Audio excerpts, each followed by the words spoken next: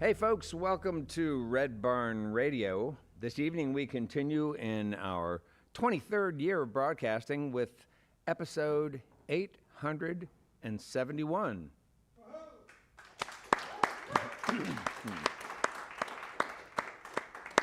Hey, I'm your host, Bradford Becker, and our guest this week is Moonshine Drive. They're a bluegrass band from northern Kentucky in Cincinnati. Moonshine Drive appeared on Red Barn Radio when, pardon me, Moonshine Drive appeared on Red Barn Radio when they were just coming out of the gate, and they'd already established themselves as a staple in the Cinci bluegrass scene. While core members are still here, there are great additions vocally and instrumentally, and with that continued evolution in their sound, great to have another fine evening of some good old bluegrass pickin'. We bring you Moonshine Drive.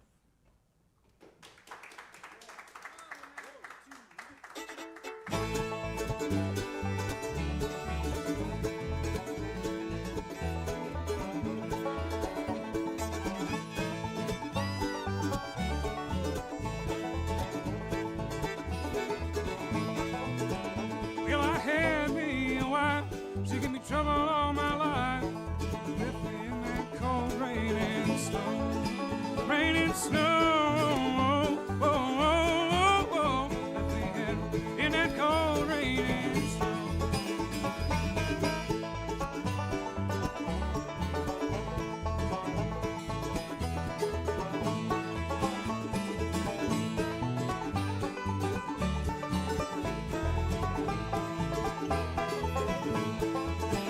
She came running down the stairs, told him long blonde hair, cheeks were as red as a rose. Yes, he rose, her cheeks were as red as a rose.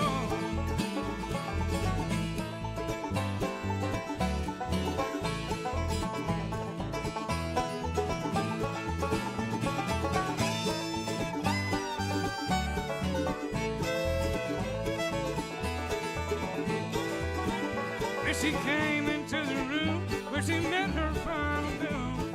I ain't gonna be treated this way, this way, gonna be treated this way,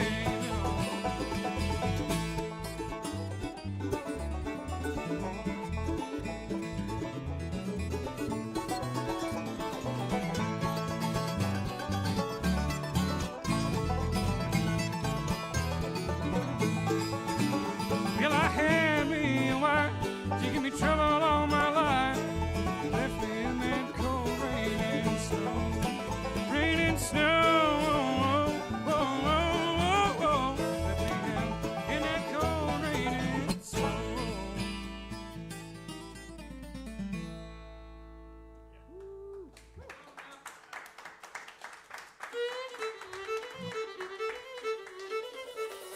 Good evening and welcome to Red Barn Radio.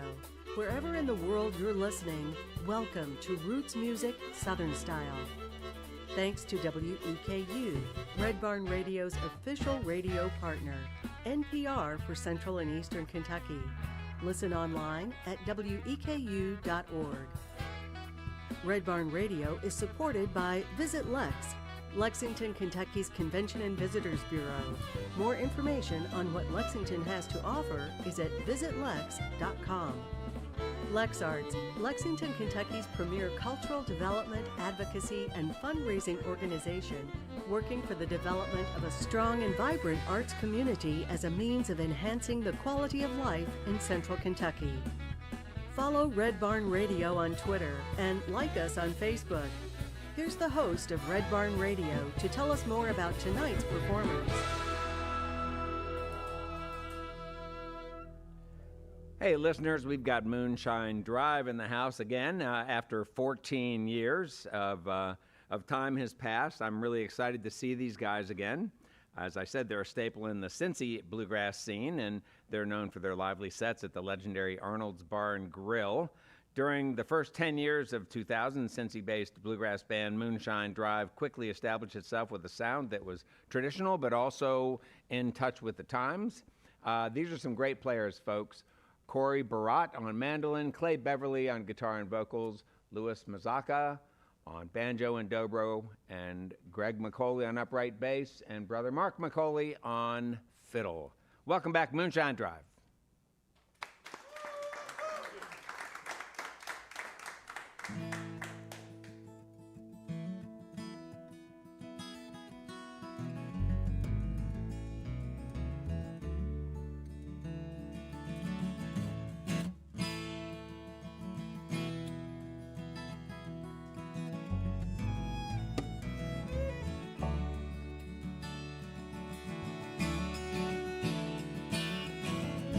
Long hair, crystal eyes, looking back at me, I'm wishing they were mine, and she don't know what we could be. Sometimes I wish that she'd just talk to me.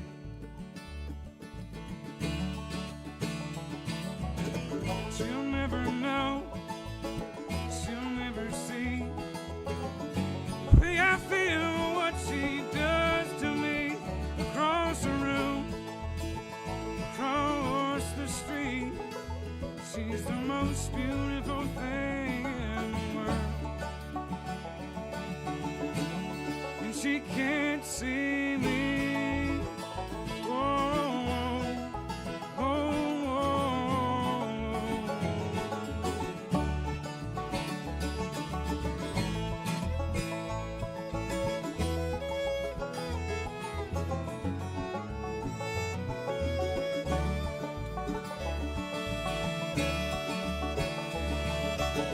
Well, I don't know him, but I know you.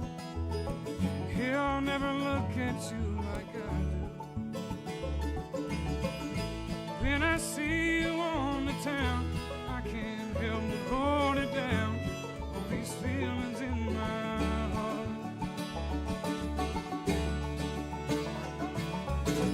She'll never know, she'll never see the way I feel, what she does to me. Across the room, across the street, she's the most beautiful thing in the world. And she can't see me. Whoa, whoa, whoa.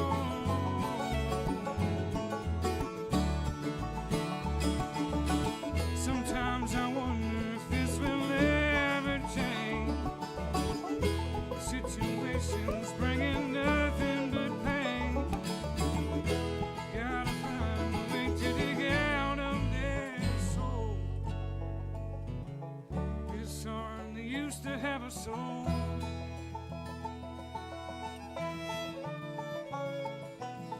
She'll never know, she'll never see the way I feel, what she does to me.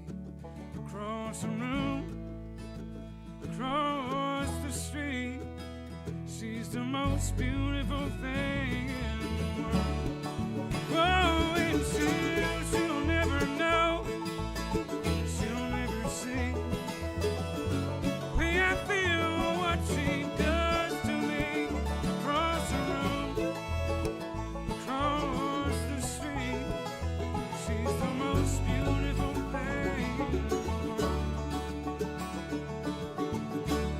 And she can't see me.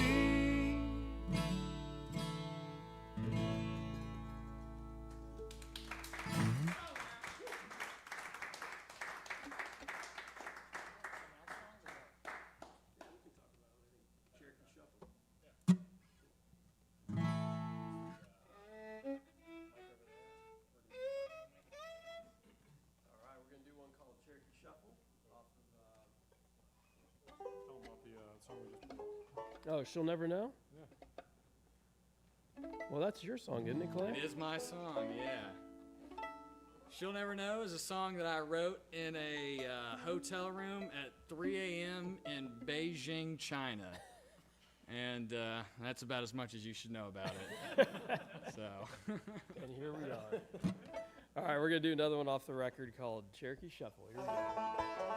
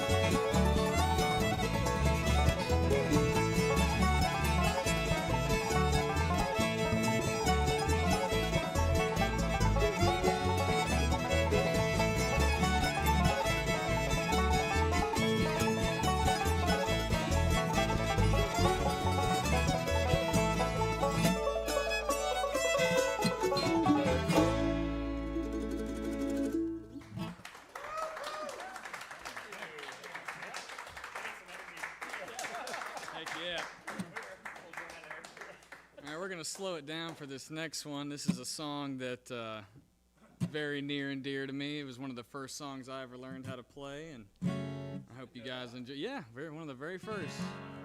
Wayfaring Stranger.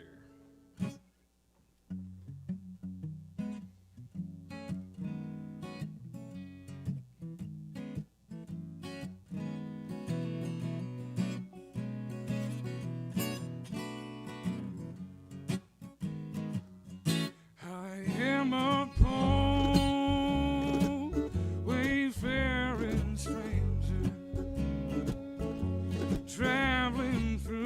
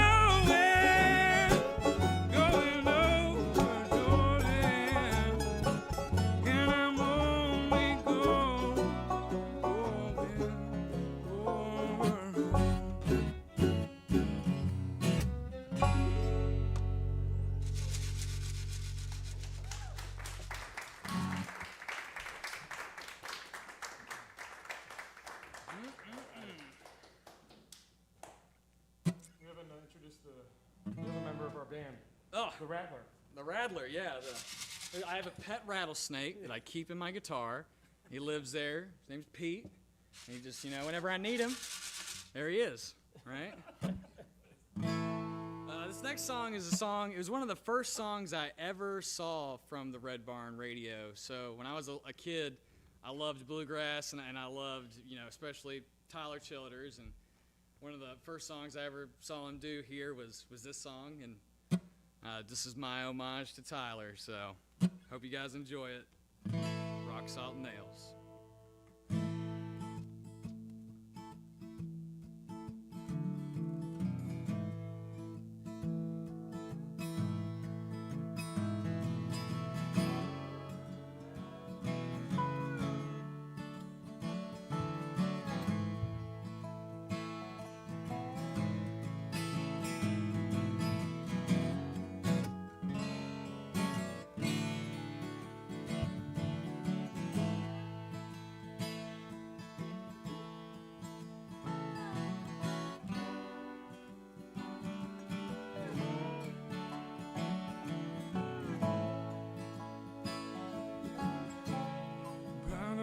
To the river, where the willows hang down. The wild birds they warble with a low moaning sound, and down in the hollow where the river runs cold, it was there I first listened to the lies that you told. Now I lie on my back and I see your sweet face. The past I remember, time cannot erase. And the letters you wrote me, they were written in shame. And I know that your conscience still echoes my name.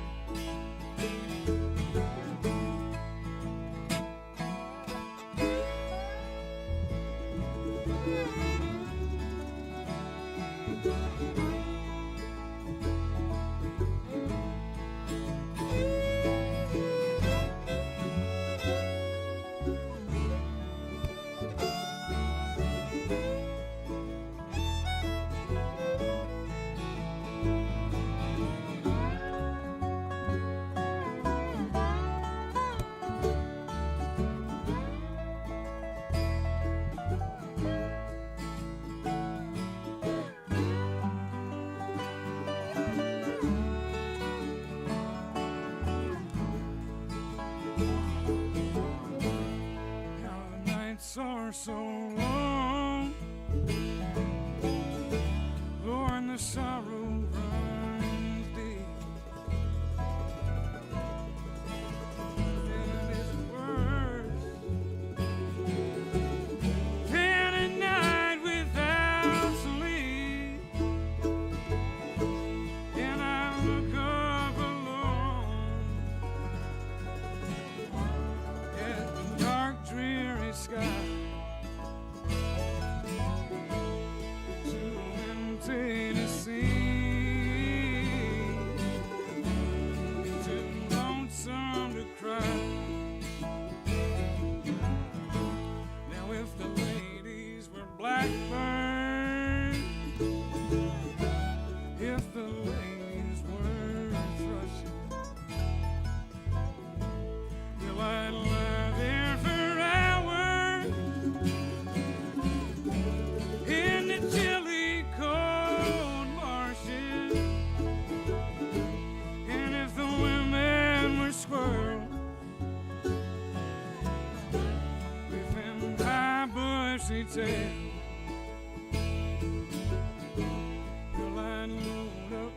shotgun with a rock salt in them. Well, I'd load up on my shotgun with a rock salt and them.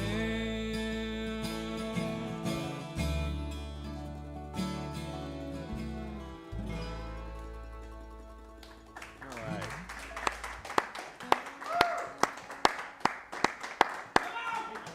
All right. What a great song that is. Done in all different kinds of ways. Yeah. I love it. Love it. It always works. Yeah. Moonshine Drive is our guest tonight on Red Barn Radio, and it seems only fitting that I might begin by talking to the sort of founding members, Mark and Greg Mecoli.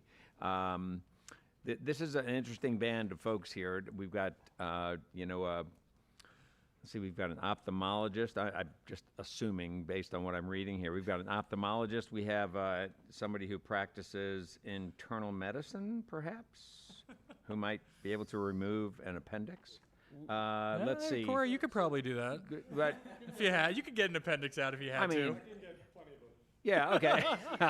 and then we've also got a purveyor of antiques up here. I'm looking forward to talking with Louis about antiques. Oh, boy. We may hijack the show just talking Let's do antiques. it. Yeah, it'll be fun.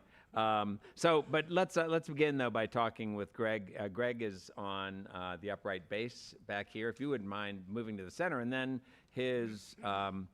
and then we could get Mark to over here on fiddle to sort of man that mic. Who should I talk to first, the older or the younger of the brothers? I Guess which one's which. Yeah, Maybe who's then who? we'll start with that. well, I know which one is which already, so there's no guessing needed. But Greg, I'm going to talk to you first, Okay. because something from your story tells me that you went to this traditional music or traditional American, what was it? Bluegrass. So it was an American roots program Yeah. at Denison, and you discovered bluegrass there, and then you hooked your brother into it, and he was playing Suzuki violin, planning to be in an orchestra or something, and you said, "Hey, this is Right. this is fun. Come over to this side. This yeah. is fun." No, I went to Denison University Okay, yeah. for undergrad and signed up for the Bluegrass Ensemble of all classes. And I actually brought my cello to the class, having started playing cello in the Suzuki tradition. In high school? And, well, as a 4 or 5 year old, Oh, okay. so cello is sort of my main instrument. I showed up to the Bluegrass Ensemble and they were like, "Get out of there with the cello." And then No. here's a bass, which makes way more sense. And I learned a ton. Andy Carlson was the director and may still be at this point. I'm not really sure, but a great fiddle player. And my first time I'd heard it before, but really listening to bluegrass was going to the Homestead, which is this sort of off the grid place. And they had a sort of a welcome to Denison party. And all these guys were huddled around playing bluegrass music. And I said, I've got to do that, and signed up for the class. And the rest is history. So these were So this was a welcome to Denison party, Yeah. and it was the Bluegrass Ensemble who was Right. entertaining you guys, and so when I think of bluegrass ensembles, like for instance the Berea Bluegrass Ensemble, the Morehead State Bluegrass Ensemble, there we go. They welcome in. It doesn't matter. You bring an instrument, you figure a way to incorporate it. Not this place, more purist. They Yeah, I really did suppose, say, or or- did they just need a bass player? Yeah, a little both, I think. But yeah, no, I actually tried, if I remember correctly, maybe it was the first couple weeks I tried it with the cello and started playing with the bow and doing some bass notes, but ultimately we needed a bass player. Yeah. And so then I kind of converted. So do you now eschew the cello, or? My son Tony plays cello, and so I get to practice with him. Oh, that's nice. And it's a ton of fun. How He's old is doing your great. son? He's 9. And he's been playing for a couple years. And I kid you not, his favorite song is Bach, Cello Suite No. 1. And so I'm trying to get him to play the Suzuki stuff. He's like, "No, let's do this other stuff." because he kind of, it's just more exciting and sounds more beautiful. Yeah. So he's doing really well with it. Sounds like he's on a good path. Yeah. You value your classical training? Yeah, for sure. I would say with Suzuki training, I think it's pretty helpful for this environment because a lot of it is training by ear and really listening to the music. I would say I'm definitely lacking in music theory and reading notes. But again, in this environment, that's not as crucial. And listening is probably the most important thing, picking up new songs. Yeah. Yeah. We'll come back to you, Greg. Mark, do you want to talk some about how the band came together? I mean, how this all began? Yeah, I mean, it's hard to talk about the formation of the band without mentioning that Louis was one of the founding members Yes, as right, well. right. Meeting on, was it Craigslist? Yeah, Okay, yeah. So tell that story. Man seeking man. Yeah. We got it done. Sure. No, I'd placed an ad for bluegrass musicians and in the Cincinnati area after I moved back from college. And these two guys answered. This was when people used Craigslist still. Yeah, right. Craigslist and So that Facebook would have Marketplace. So what two is- different animals, right? Yeah. So 06, 07 maybe? Yeah. So anyway, I get up to their place over in Oakley in Cincinnati, and Mark was playing mandolin, and Greg was on guitar, and I had my banjo. And so then we started playing, and it was okay. It sounded all right. And then Mark's mentioned, he's like, well, I played violin for like 20 years. And I'm like, oh, well, why don't you try that instead of mandolin? He's played fiddle for 20 years, violin. And then Greg was like, yeah, and I used to play cello and bass too. And I was like, well, why don't you play bass? And then we kind of got all the instruments worked out, and then we took off from there. So were you the most experienced in bluegrass? At that point, yeah. Yeah, and Probably, did you put an ad up on Craigslist because you couldn't find any other people to play pretty with? much. Yeah. Yeah. And so what did you have in mind when these guys contacted you? Did you have in mind like a traditional It would have been, bluegrass? yeah, I was playing pretty traditional at that point. Yeah. Were you writing it all? No. Okay, No. just I don't- strictly Yeah, I'm not a big songwriter. performing the stuff I from like the masters. performing and the technical aspects of playing. Huh. Well, back to you. So pick it up though. So where did it go? Where did it go from there, Mark? Yeah, so we played together for a couple of months, just the three of us, and then, we added a couple of guys, and the band has changed and shifted over the years. We've had a lot of people come and go and play as people, move in and out of Cincinnati. I actually moved to Boston for several years, and they kept playing. That was around the time we played here, actually. It was around that 2010, 11-ish. When you had just returned Yeah. from Boston? No, before I left. Oh, okay. Yeah. But that's the cool thing about this group is it's, sort of been a changing lineup ever since we started, and we find cool pickers and have a lot of fun getting to know new people and picking up these two characters along the way as well. So it's been a fun ride. Yeah. And talk about your musical path. You did Suzuki as a kid. Yeah, I grew like up your playing brother did. Suzuki violin for a long time, but I did get interested in fiddle music when I was a kid. We had an experience where we got to go down into eastern Kentucky, and I met J.P. Fraley, who's a phenomenal In Olive Hill. old-timey fiddler, and his wife Anadine, just two of the coolest people ever. And I was down there with Rick Good, who played banjo with the Hot Mud Family Band. It was a great bluegrass band in Dayton. And we met JP, and literally I sat on his front porch, and he taught me Pig in a Pen and a bunch of old fiddle tunes, and it definitely lit a spark for me. It was pretty cool to have that experience, and then continued to play bluegrass music and old-timey music since that time. Did he teach you Margaret's Waltz? He didn't teach it to me. I do know the song. That's a fine Yeah, waltz. he was a cool guy. Do you go to the Fraley Gathering every that continues on? I know about it. I have not been. No. Oh, you must go. I'll check it out. Yeah. Yeah, you why got to not? go. I mean, he's We got plenty of time. It'll be fine. Yeah, right. You should go. And so, how does it that you happen to meet this great Kentucky fiddler? JP passed how long ago? How many years ago? Oh, I don't know. It's been a while, but my parents are both educators, and my mom was in the art scene in Dayton, Ohio, which is where Greg and I grew up. And every year they would take a group of high school kids down into Eastern Kentucky and meet local artists, whether it was sculptors or painters or musicians. And they dragged the kids along. We had nowhere else to go, so we came along too, and that's how we met J.P. Fraley and his wife Anadine. In addition to other artists, local artists around the time.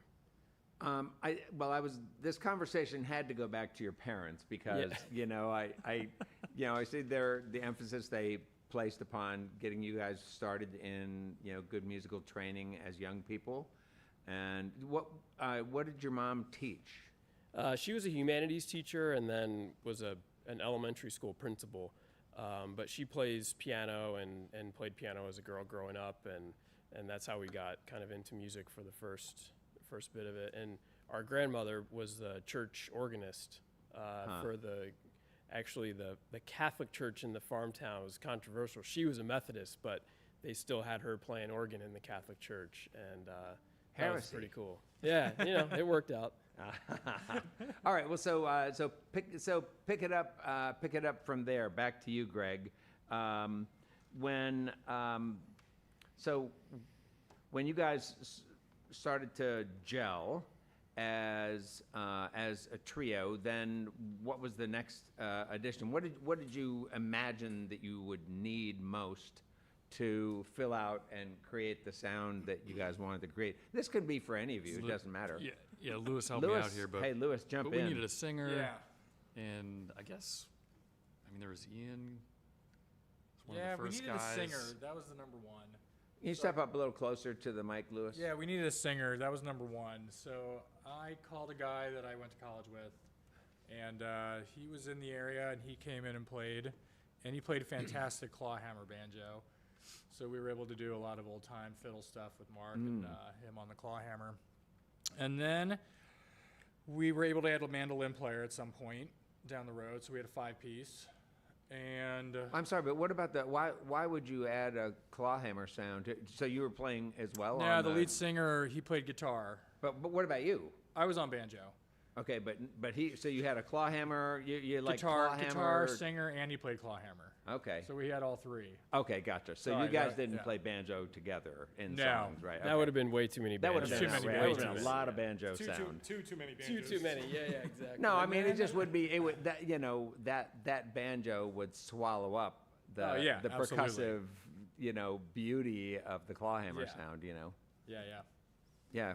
And then a guy from Miami graduated, and he moved to Cincinnati and played mandolin for us. So we had a 5-piece, and we had 2 3-part harmonies, and so we finally kind of got on the road that we were trying to get on. And then I don't know. After that, we kind of had the 3 of us set. People kind of would come and go, but I think it's not at any point in the band's history, at least the 2 out of the 3 of us have been in the lineup. So. And how did you guys establish an audience in your area in Cincy? I mean, is that Well, like any band, you start playing where you can get a gig. was there a particular place that was sort of No. welcomed Northside bluegrass Tavern, music played in there. particular? Yeah, once we got decent, we started playing at the Northside Tavern in Cincinnati, which was known for live music then. But in the beginning, we played a lot in the Clifton area. And we played at one place where we ended up losing money. We had to pay them. I think we did actually pay. At the end of the night, we owed them money. Well, And I never played there again. that's the And life I of vowed the that bluegrass night I player, never hey? That's pretty funny. Yeah. Hey, well, let's get back to. We have other band members to talk to as well, and we will. But let's get back to some music. All right. With Moonshine Drive. All right, so this next one, this next one's an original that Mark wrote. Mark, why don't you just tell the story real quick before we hop in there? We're talking about fun places to play.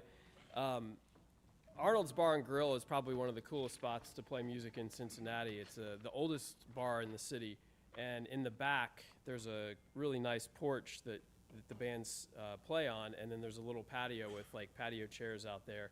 And one time we were playing a gig, and were looking out, and like you could see people jumping literally out of their seats near these patio tables, and this table would go up and then that one, and it kept going around the place. We could not for the life of us figure out what was going on. Well, it turns out that a squirrel had gotten into the bar area and was scurrying around causing havoc. And so this is a tune I wrote called Squirrel in a Bar. Incidentally, if you go, check it out. Behind the bar is a taxidermied squirrel, and I'm convinced it's the same one, but we're not sure.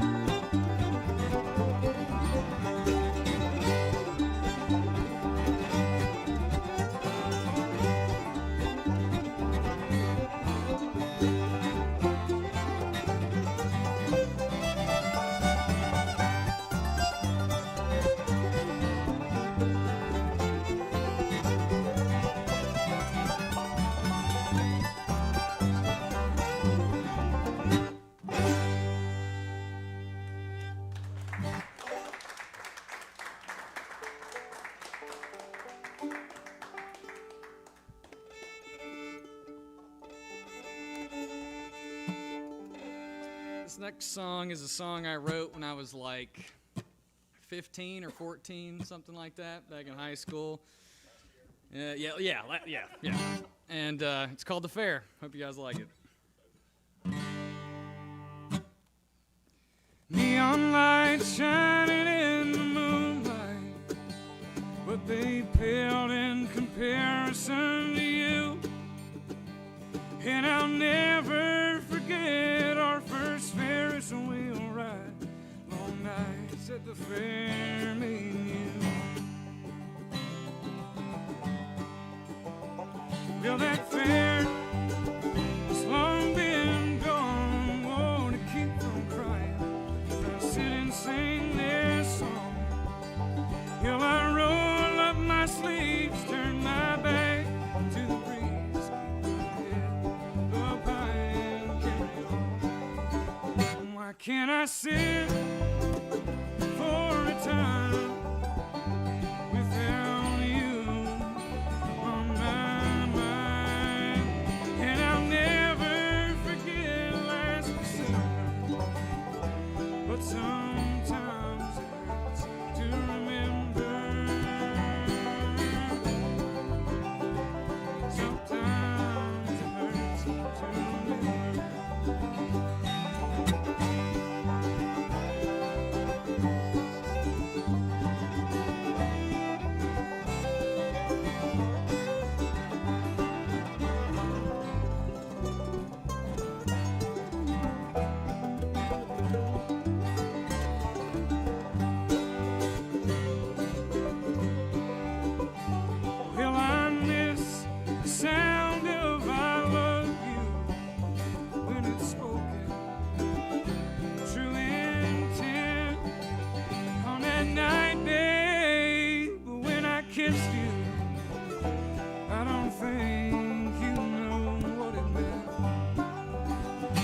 Can I sit for a time without you on my mind?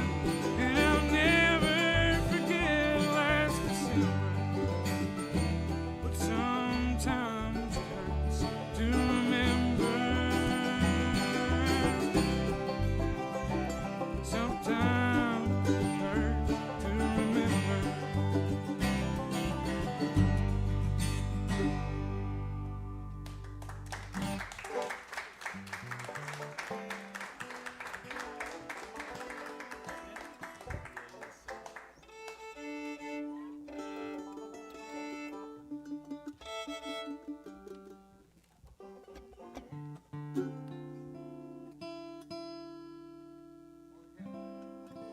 You haven't broken a string yet.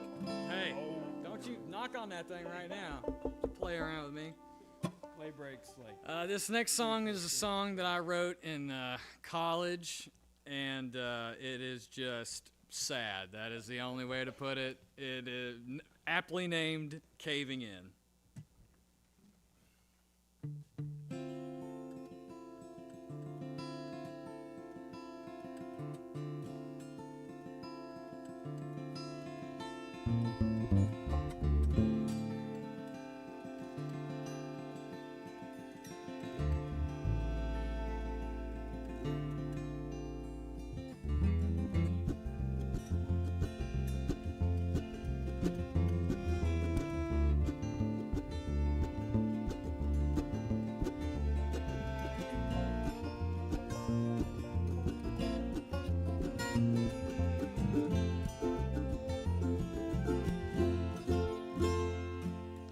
Late at night, I think about you.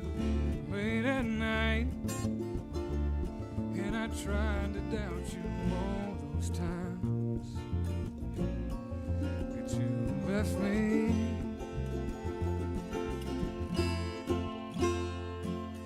Close to me,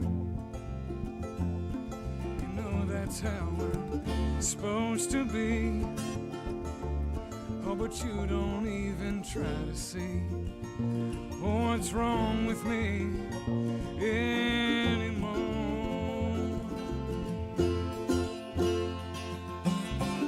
It's like I'm caving in.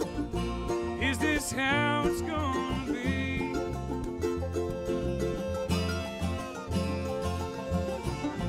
Walls are closing in. Nothing here but you and me. Tears in my eyes, walk away with pride, slowly.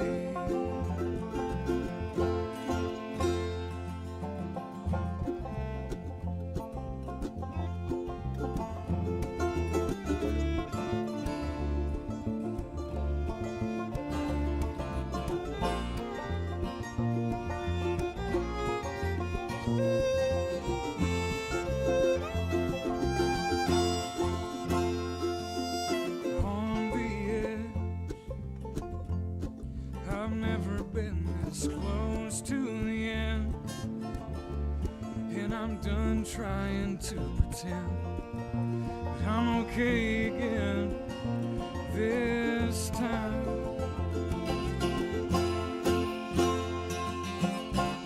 It's like I'm caving in. Is this how it's gonna be?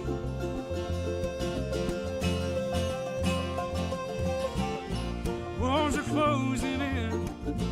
Nothing here but you and me. Tears in my eyes, walk away with pride, slowly.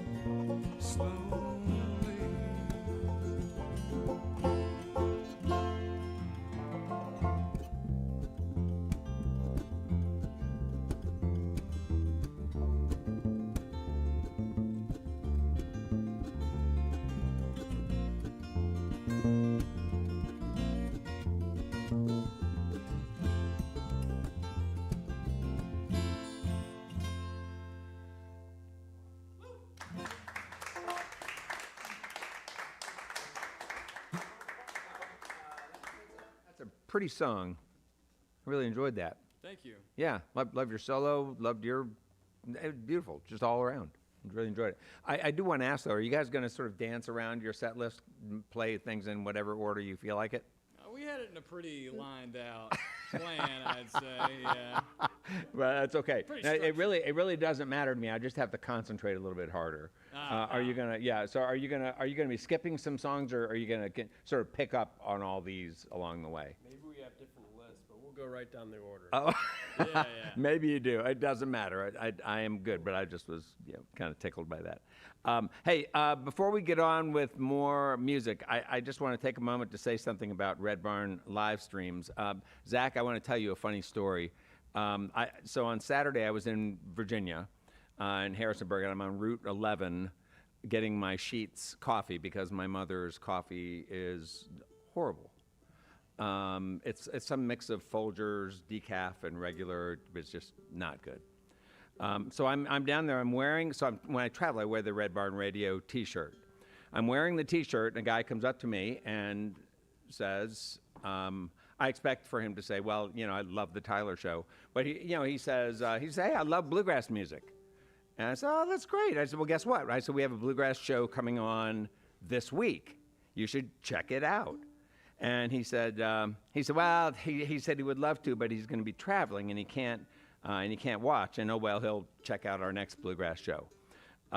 So I tell him what I'll tell all of you listeners now. You don't need to know this, Zach, but Red Barn Radio live streams are available for you to view online at your convenience. So real-time live is only once, I know, but just know that the stream goes on forever. You can always come back and watch Red Barn Radio shows. Stream goes on forever. Party never ends. So, folks, join the party either in real time or at a time of your choice, and be sure to invite friends. We'd love to have you with us. Our guest next week is somebody I want to tell you about. He is an artist, musician, and producer, Cam Clark. He's based actually in Paris, Kentucky. Not Versailles, or not Versailles, but Paris. And he draws inspiration from the natural beauty and rich musical heritage of Appalachia. His artistic vision is rooted in stories and sights and sounds of his home. He developed as an experiment in sound and energy. His debut album called The Outer Reaches, which you've got to hear, embodies the rugged charm and essence of the Kentucky landscape in a way that you haven't heard it before. And I just think you're going to love this. They're calling it sort of an Appalachian soul record. As a touring musician for over a decade, he's committed to pushing boundaries, both in his work as an artist and a producer. I'm really looking forward to spending some time with Cam. I haven't actually met him. I've just talked to him on the phone. We just worked this out recently. I think Cam's going to do some big things, and I hope you'll join us for that show next week. Cam Clark on Red Barn Radio. So let's get back to some music with Moonshine Drive for whatever songs they're going to play next. All right. According to whatever they feel like doing. Yeah, well, this is another original fiddle tune that I wrote, and I call it Cut in the Hill. And for those of you who have been to Cincinnati, when you come up north on 75, when you come over that brim right as you go down into the valley, we call that the Cut in the Hill, because 75 cuts the hill right there, and it's a gorgeous view of the city. And every time I come down that pass, I just am grateful to live in a pretty cool place. So this is called Cut in the Hill.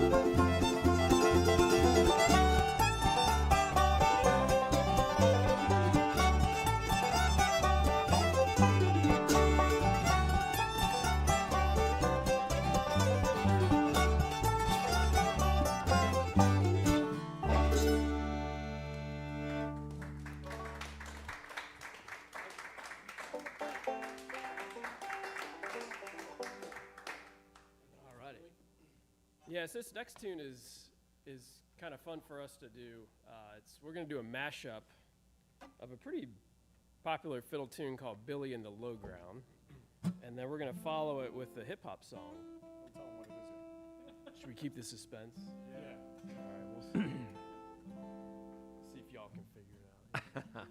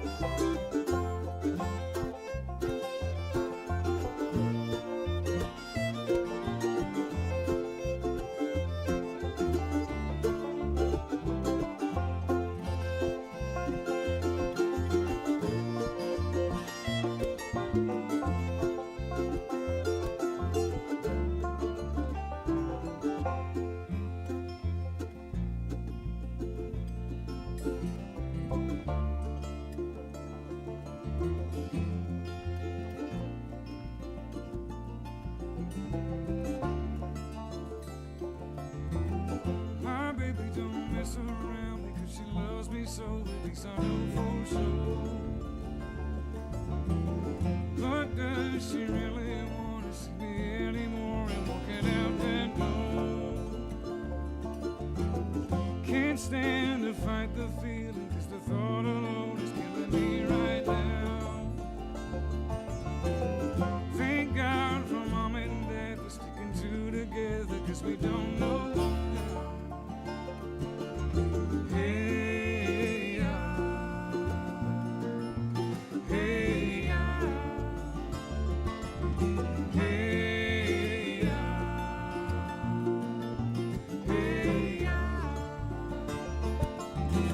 You think you got it, boy, you think you got it, but got it, just don't get it when it's nothing at all. We get together, except it's always better when there's feelings involved. And what they say is nothing is forever. So what makes love the exception? Why are we so in denial when we know we're not happy? Hey, hey,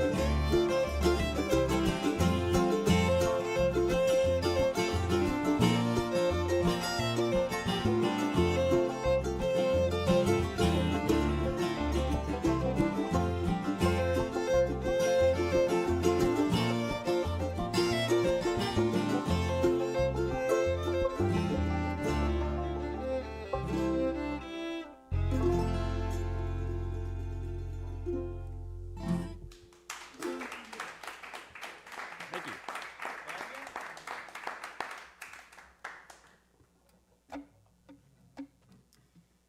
I wrote this song the night that I dropped out of college, and it seemed very fitting to call it Gone Again. So, hope you guys enjoy it.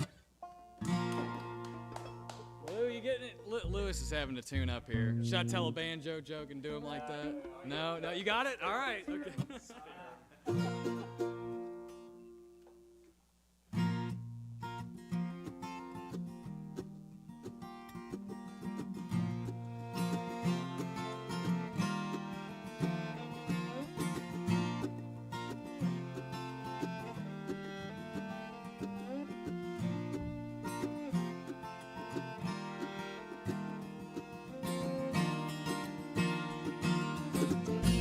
Up and gone again tonight. Don't know where I'm bound in the morning. Yeah,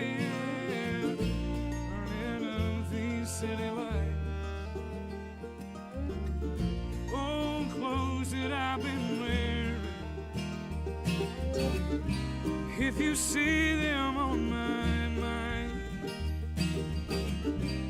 don't tell them I was crying. 'Cause if you see them, won't you tell them I was laughing? The song on my mind, singing more. If you see them, don't tell them that you know, 'cause I'm not alright today.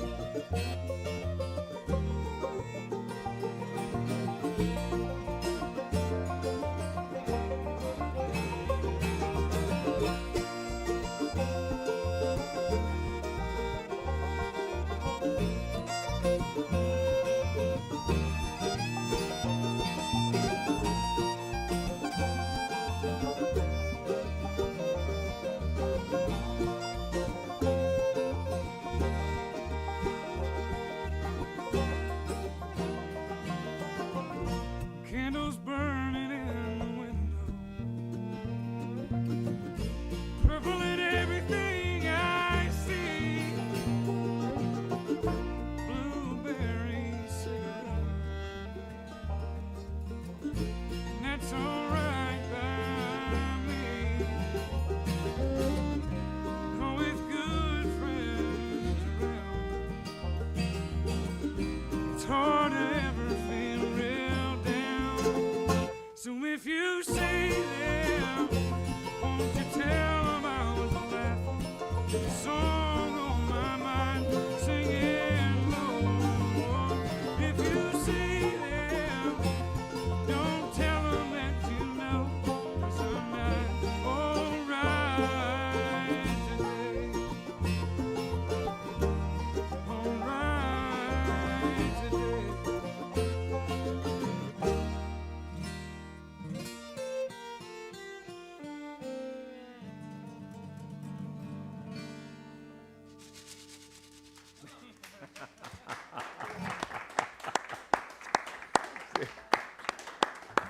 So you could, Clay, you could also get one of those like rain stick things. Oh, where yeah, you the could end the that's song. what I need. That, you know what? Right.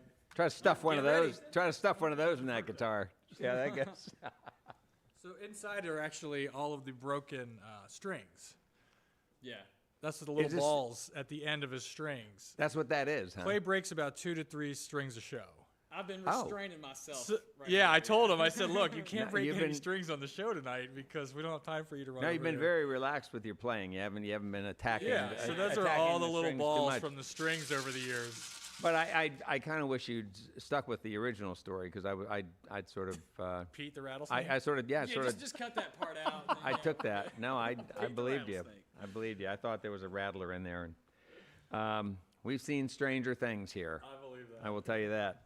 All right, so Clay Beverly is up by the microphone now, and we just haven't met Clay yet, although you've been listening to his gorgeous voice throughout the songs tonight. Clay, I'd love to hear you talk about yourself and how you got into this music and how you sort of discovered, if you can remember, when you Yeah. discovered your voice. You know. Oh well. Yeah. Well, when I was a kid, we had a piano in my house and like a little foot pump organ, Uh-huh. and I was constantly making racket. I was driving my parents crazy. Just, This was where? in Henry County, Kentucky. Yeah, Okay. that's where I grew up, and I was pretty, good with my ear as a kid, and my mom decided to like put me into real piano lessons. And then about 3 years in, she realized that I had been cheating the whole time and not learning how to read music and just using my ear to listen to the teacher and then just play back whatever she played to me. But were you enjoying it? I loved it, but I hated practice. That was Of course. that was a big part of it. I liked to get in there and play what I wanted and not get out. But later on, I wanted to continue to play music, and you can't pack a piano everywhere. And True that. Yeah. so my grandma ended up getting me like a little mandolin, and she was the one that started pushing me to start going to bluegrass jams. And when I was younger, I used to go to like 2 and 3 a week, every single week. And I would go play at these places. Shout out to all the people out there at LaGrange Coffee Roasters. They taught me everything I know. Ah, I Henry. never had formal lessons on guitar or anything like that. Okay, that's where Henry County is then. It's Yeah, on that that highway that goes sort of between Cincinnati and Louisville. the middle of What is that, absolutely 71? nowhere. Yeah. Yeah. So if you think about 71, 75, and 64, right in the middle of nowhere, tobacco country, that's where I'm from. Yeah. Yeah. Okay. All right. So I bet you knew. I bet you knew Phil and Dean. No, And okay, yeah. no, Um, sure didn't. Well, I probably shouldn't make that bet. But we've had some folks who played bluegrass music on here. Yeah. From that area. Yeah, it's it was- surprisingly a very dense little musical area. There was lots of coffee shops that had bluegrass jams when I was growing up that were close by, and I could go to one Monday, one Wednesday, one Thursday. That's what I did when I was younger. I say you sound like you were kind of a weird kid. Oh yeah, definitely, Did you? absolutely. Yeah. Were you into other kinds of music too?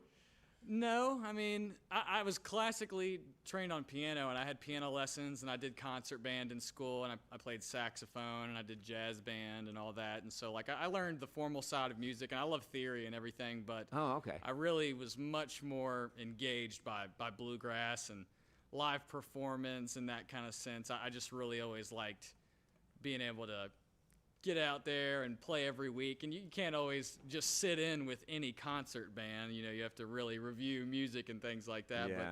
But the special thing about bluegrass, I've always thought, is like there's all these tunes that everybody knows, and everybody can just sit down together. You don't have to have ever met before and play a song, and it goes. I think that's really cool. You know. Yeah. Well, you're really kind of a 1-2 punch there with that voice of yours, and that you played that guitar so beautifully. Thank you. Yeah. Can you talk some about how you developed your ability to sort of pick in that way? Well, Was it YouTube videos? yeah, it kind of Was it? was. Yeah. When I was younger, my uncle Fred played the guitar, and I thought it was the coolest thing in the world, and I wanted to learn how to play guitar. And Was he a lead guitar player, bluegrass style? yeah, he was like finger picking Chet Atkins kind of Oh, neat. style, and that's what I originally did when I was younger. And it wasn't until I got into probably my freshman year of high school I learned how to start using a pick. And when I started learning how to use a pick, I learned how to flat pick, the bluegrass style of picking, and then I dove in deep on YouTube, and I was going to all these jams too, so I had lots of people to ask questions from and stuff like that. So I kind of got little pieces of blues and little pieces of bluegrass style, and like the Chet Atkins, like multiple note, like things like that. I just kind of always enjoyed bringing it all and mashing it into one kind of style. I don't want to just sound like Tony Rice, right? But Right. yeah. So we all are aware. Those of us who follow this kind of music, we all know Billy Strings and Yeah, of course. And yeah. And so I guess I'm wondering if you can talk a little bit about some other guitarists who we may not know about who have impacted you, even maybe ones that we would be surprised to learn about. Oh yeah, well, growing up, I was very much a big fan of like Zeb Snyder. He the Snyder family band. I don't know how popular really they are, but he's, in my opinion, maybe one of the best flat pickers on the planet. He is an absolute monster. He's incredibly talented. Still with us? Yes, yeah. Oh. I think he's just a little bit older than me. Oh. And of course, I loved Tony Rice growing up. Sure. I listened to Clarence White, Cody Kilby from Kentucky Thunder, Ricky Skaggs, Brian Sutton, all those guys. I Yeah. tried to inundate myself in that culture as a kid, and every day I'd just get home and start watching videos, make them like quarter speed, and try to play every little fret that they were playing. And that was kind of how it came together. Wow. So great sound, and I love your songwriting too. Thank you. Thank you. And this seems like a great ensemble to support your These songs, guys are especially the awesome. ones Yeah, with these the guys are ballad amazing. type things. It's just a beautiful textures in the music and a gorgeous sound, and it was wonderful to hear you guys add in some vocal. Yeah. Yeah, no, that was a sweet, that was the mashup tune you did, right? Yeah. Love that. Thank you. Yeah, we should. That second one was Hey Ya by Outkast. Clay, can you tell us a little bit about your version of that, where you got that from? Yeah, so I had heard that kind of version from Obadiah Parker, if you know who that is. He kind of does some folky kind of cover stuff where he'll do unconventional songs and play them in an interesting kind of way. From this region? Is he? Yeah, and from I this had heard region? him do that kind of play with the different root than that was the normal. It's the progression itself was a completely different chord progression than the original, and I just loved the way the melody laid on top of that progression compared to the original. And I liked that he took it very slow, and it was kind of this. He made this like big, bouncy, exciting song very intimate. And then we had the idea to, incorporate a fiddle tune to it because the chord progressions were fairly similar between Billy and the Low Ground and the progression that he had come up with. So we thought it fit perfect. Yeah, and I heard Squirrel Hunter too, and Squirrel in the Bar. I could, that rang through, that scampered through the song. An homage. Yeah, it does. It An homage. swished its tail in the song. That was neat. So I love the way you guys are blending some stuff. Cory, I don't want to leave you out. That would be Cory Barrat. Cory, tell us about you. Where are you from? I'm from outside Cleveland, suburb of Cleveland. Okay. Bluegrass, home of bluegrass for sure. Maybe home of the ALCS winners too. Yeah. They're gonna be playing Detroit. You follow the Guardians? A little bit here Yeah. and there. Yeah. Well, this is the year to follow them. True. Yeah. So what do you? What's Cleveland like, and where you grew up? I grew up in a nice suburb of Cleveland, and supportive family. So I'm actually also a Suzuki kid, but I played viola. I played viola growing up.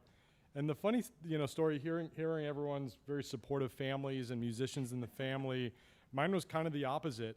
They offered string instruments in 4th grade. I said, yeah, Mom, I kind of want to try that. She said, nah, don't do that. Well, most good parents would right. not steer their kids to bluegrass music. Well, I mean, truly not. let's Not be- bluegrass, but she said I was pretty terrible, so you're probably going to be pretty bad. So you probably shouldn't even do it. And I said, yeah, I'm going to try it anyway, and sort of picked up a couple instruments on the way. Played viola, and then played clarinet, and then saxophone in middle school. Oh wow! Got really hooked on playing a lot of alto sax and bari sax and concert band and jazz, and then marching band in high school. And then, of course, as any good, rebellious teenager, I then picked up guitar because I wanted to play loud electric guitar. What did you want to play loudly? Oh, man. And what was it like? I think at that time it was like Metallica. And, Oh, okay. Yeah, very different. gotcha. So, The real thing. yeah, and I actually didn't pick up mandolin until probably about college. I was at Kent State. I went to Kent State for undergrad. Okay. And they have the Kent State Folk Fest. So pretty well-known folk fest. And I saw, I think right around that time, Sam Bush was playing, Sam Bush Band at the Kent Stage, which is a really nice kind of historic stage up in Kent, Ohio. And I was like, you know what? That is really cool.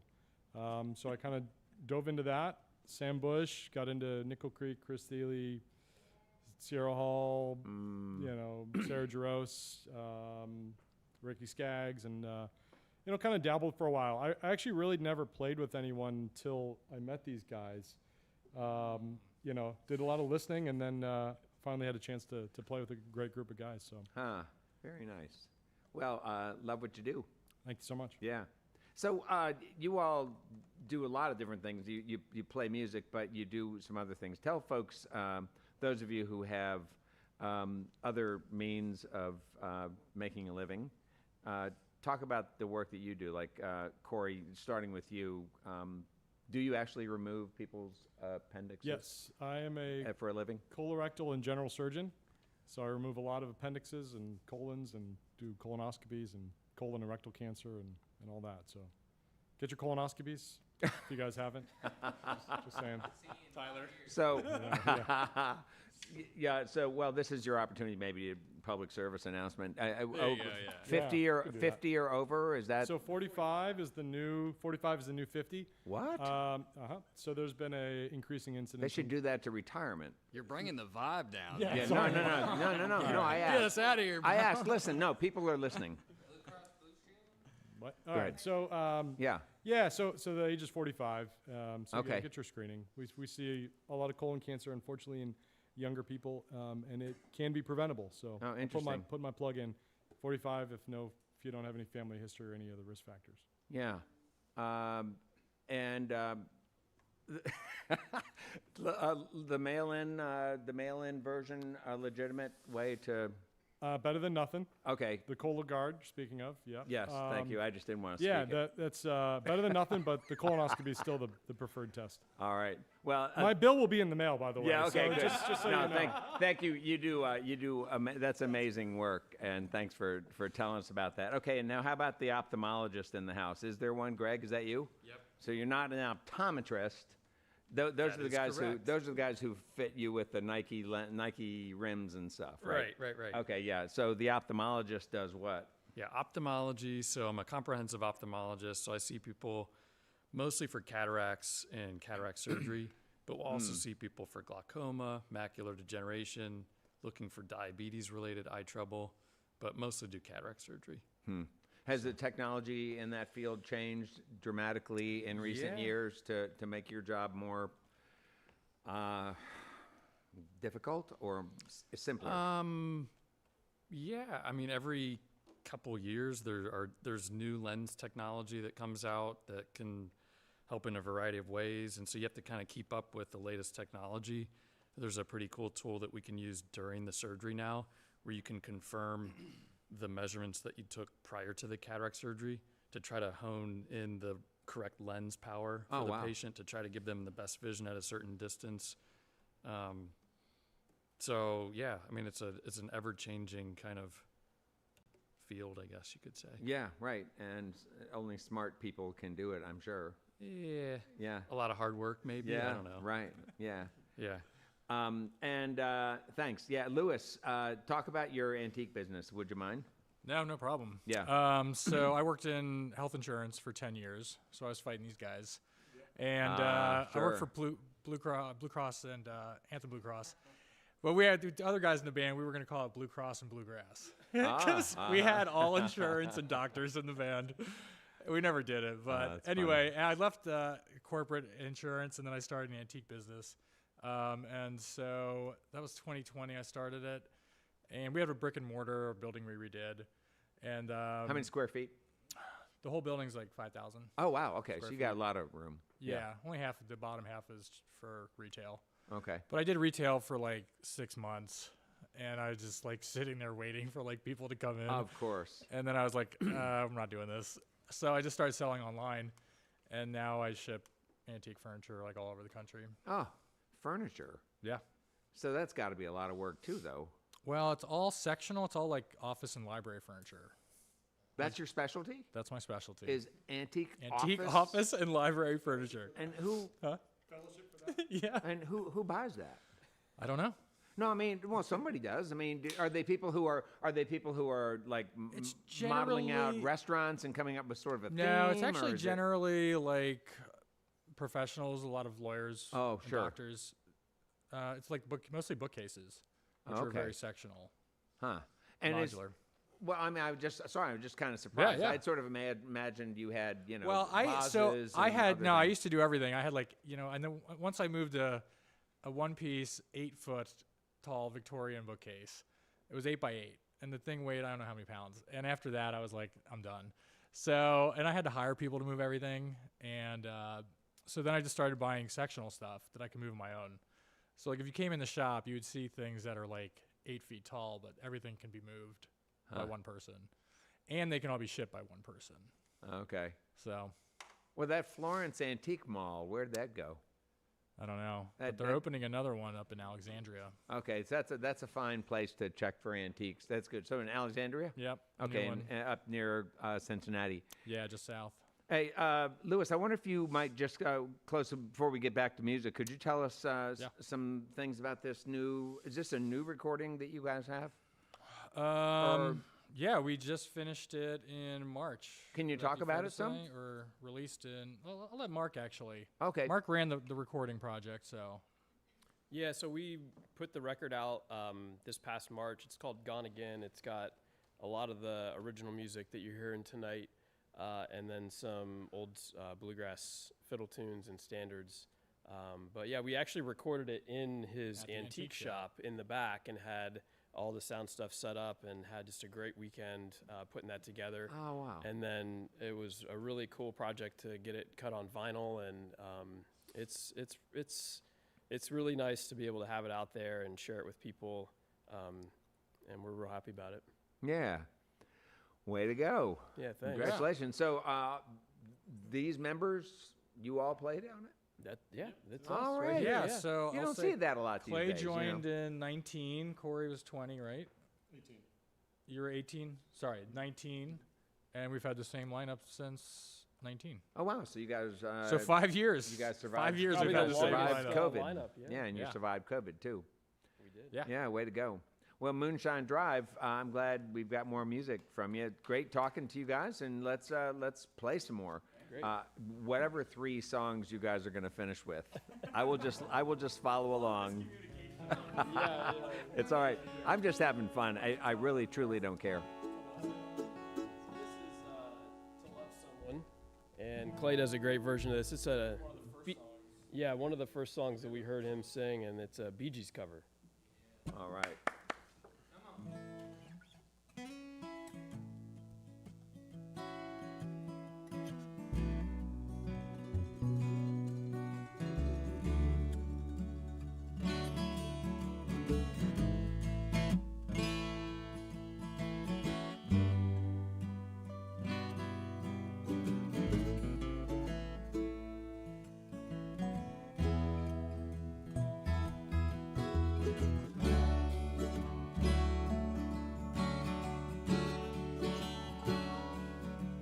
Well, there's a light, a certain kind of light. It's never shone on me, and I want my life to be living with you, living with you. And there's a way everybody say to do each and everything. Oh, but what good does it bring if I can't have you? Honey, no, if I can't have you. Honey, you don't know what it's like. Honey, you don't know what it's like. Oh no, to love somebody, to love somebody the way I love you.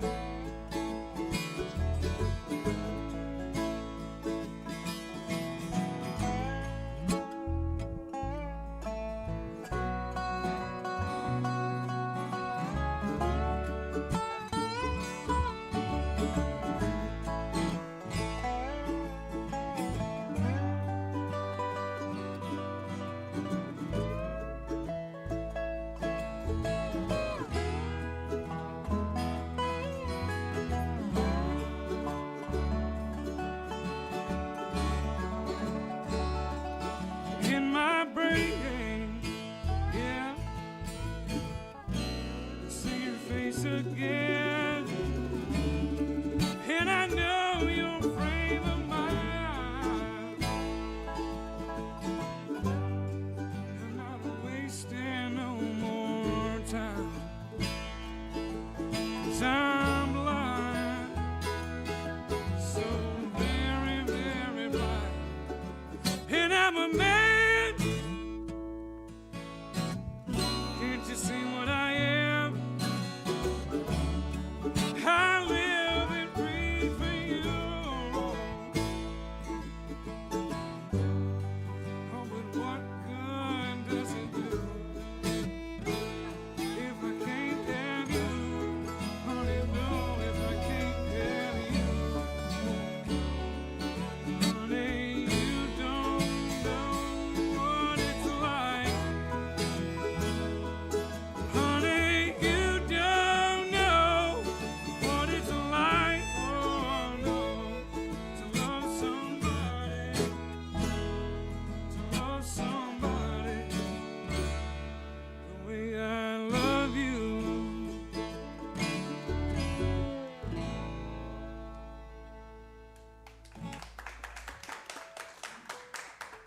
Now what? This one? That one. Yeah, that one. All right, all right. I wrote this song in a hammock about 20 foot off the ground in the Red River Gorge. Same one that broke? Yes. What an informed audience. That is correct. I did fall out of that hammock. It's called This Old Guitar.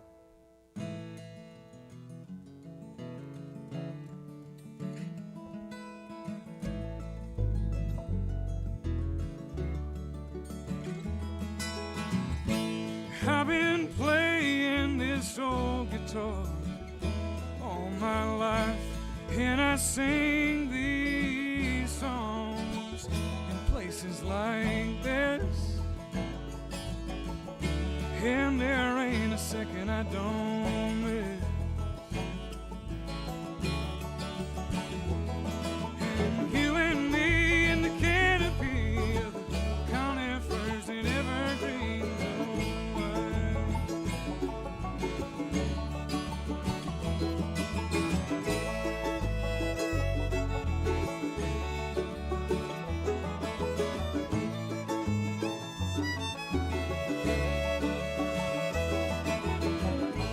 I've been flying down these old back roads, and I know each turn like the back of my hand. Whoa, don't you know it,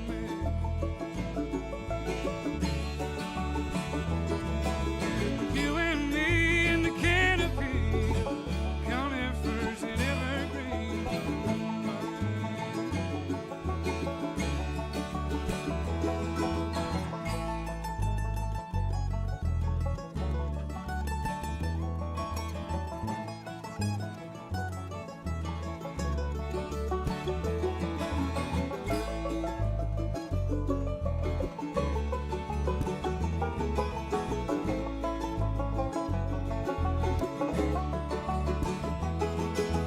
You and me in the canopy of conifers and evergreen.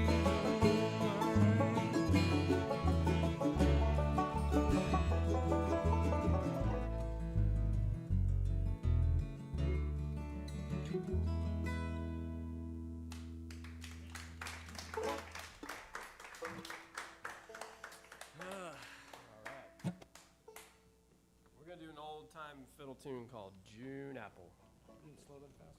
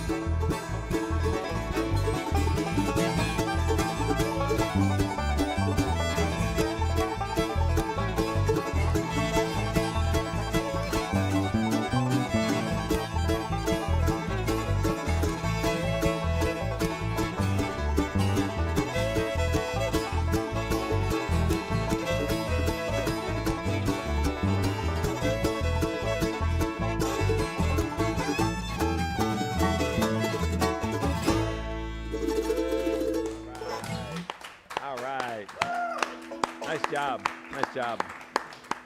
Oh, yeah. Well, there are many people to thank for our broadcast. Who should we thank first? I would say Moonshine Drive, our guest on tonight's program. We want to thank all of you for listening to our webcast, watching us on social media, and those listening to us on the growing network of Red Barn stations and media worldwide. Thanks to WEKU, Red Barn's premier radio partner, Central and Eastern Kentucky's radio news leader. You can listen online at weku.org. It's your chance to hear more great live music from Red Barn Radio and WEKU, NPR for Central and Eastern Kentucky. Those of you here in the Central Kentucky area, speaking of this region, you got to be sure to check out Red Barn TV. It's our weekly program of music now on ABC 36 WTVQ. Red Barn Radio comes to you from our home, the Arts Place Performance Hall here in the grand city of Lexington, Kentucky. Our website has updates and further information on our guests, our future programs. We're on the web at redbarnradio.com. Now, before we close out tonight's program, let's bring back Moonshine Drive for one more tune. Yes, sir. This one's always our closer. It's big. It's bad. House the Rising Sun.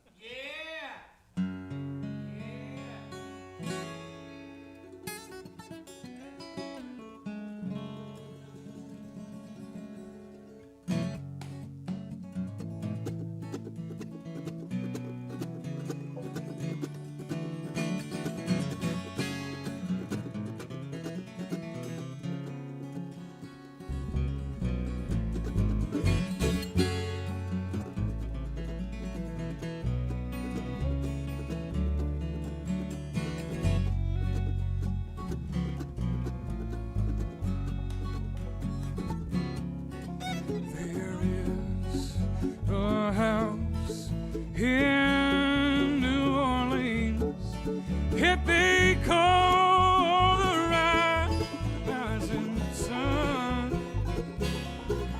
And it's been the ruin of many a poor boy. God, I know I'm one. Well, my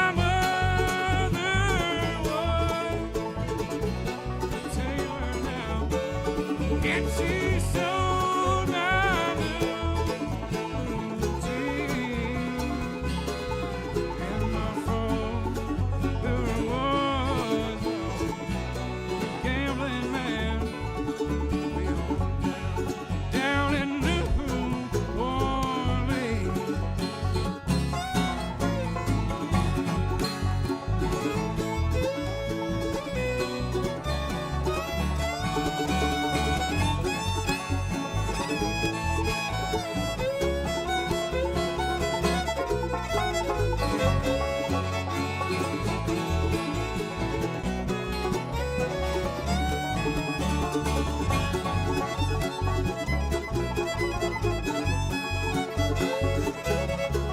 I got one foot on the platform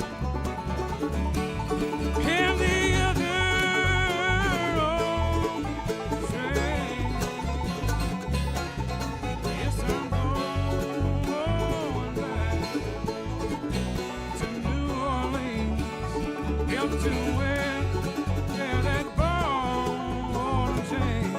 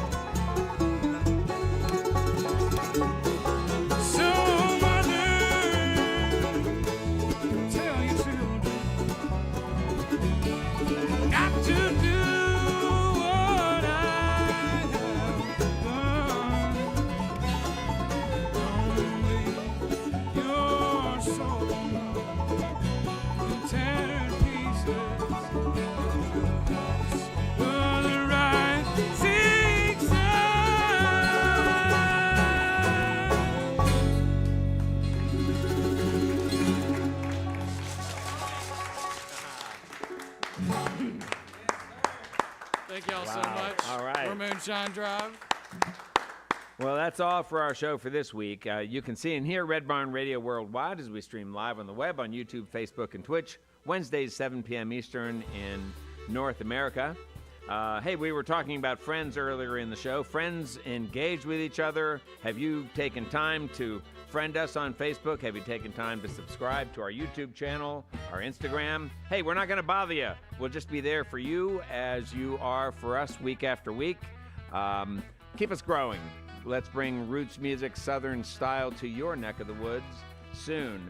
And now we bid you good night. Let's stick together. Let's appreciate each other. And let's join up again next week for another great evening of music and conversation on Red Barn Radio.